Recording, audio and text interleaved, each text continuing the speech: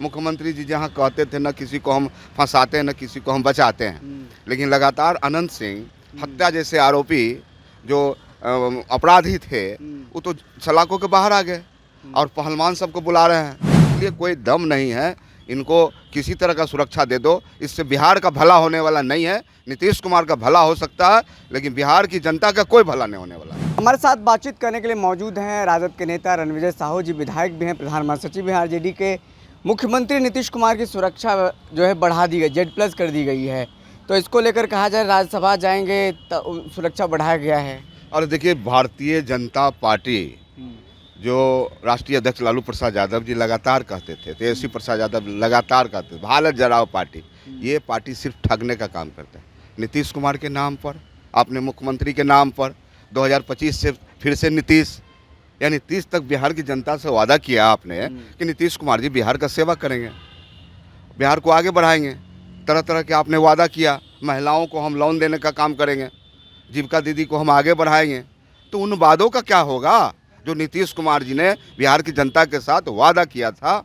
वही भारतीय जनता पार्टी ने पूरी तरह से ठगने का काम किया है। और भारतीय जनता पार्टी का स्वभाव भी रहा है कि छोटे पार्टियों, क्षेत्रीय पार्टी को लगातार ख़त्म करना चाहती है। इसके तो राष्ट्रीय अध्यक्ष नड्डा साहब थे, तो उनका एजेंडा था ये। तो इसलिए कोई दम नहीं है, इनको किसी तरह का सुरक्षा दे दो। इससे बिहार का भला होने वाला नहीं है। नीतीश कुमार का भला हो सकता है लेकिन बिहार की जनता का कोई भला नहीं होने वाला।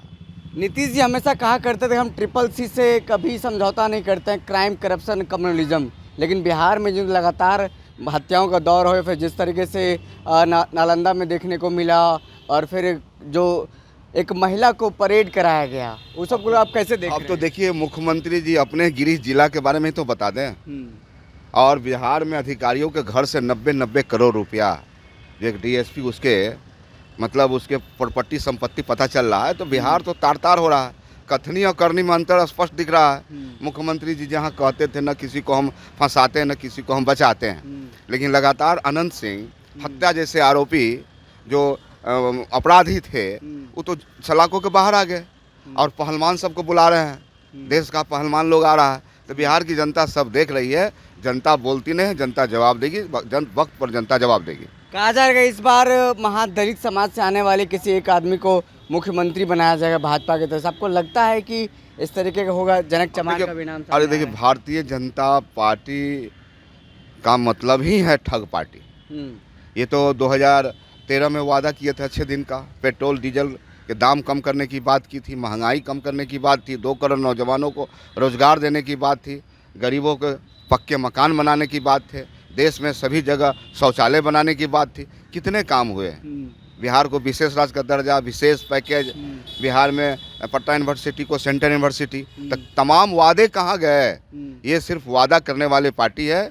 जनता, जनमानस और बिहार की जनता से कोई मतलब नहीं है। ये लोग सत्ता में बने रहना चाहते हैं, प्रकार किसी प्रकार। आखिरी सवाल है, क्या वाकई में सरकार के पास पैसे नहीं है? जिस तरीके से कई बैठकें होनी थी वो हुई नहीं है, कैबिनेट की बैठक होनी थी, जिस तरीके से स्टूडेंट क्रेडिट कार्ड का मामला हो, कई ऐसे मामले हैं कि सरकार को उसमें पैसा देना था लेकिन नहीं दे पा रहे हैं। क्या मामला है, सब तो जान रहे हैं। तो सरकार तो देखिए, चुनाव में सरकार ने जिस प्रकार से मैनेज किया और जिस प्रकार से पैसा बांटने का काम है, तो सरकार तो पूरी तरह से दिवालियापन है।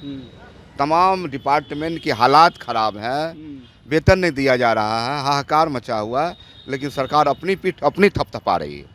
चलिए, बहुत शुक्रिया। हमारे साथ बातचीत कर रहे थे आरजेडी के नेता रणविजय साहू जी, विधायक भी हैं। और साफ तौर पर जिस तरीके से प्रधानमंत्री लगातार कहते रहे कि बिहार को हमने बहुत कुछ दिया है, रैलियों में कई बार कहा था, लेकिन अब जो बातें सामने आ रही कि कई मामले ऐसे हैं, इसको लेकर कहा जा रहा है कि पीछे। बहुत बहुत शुक्रिया।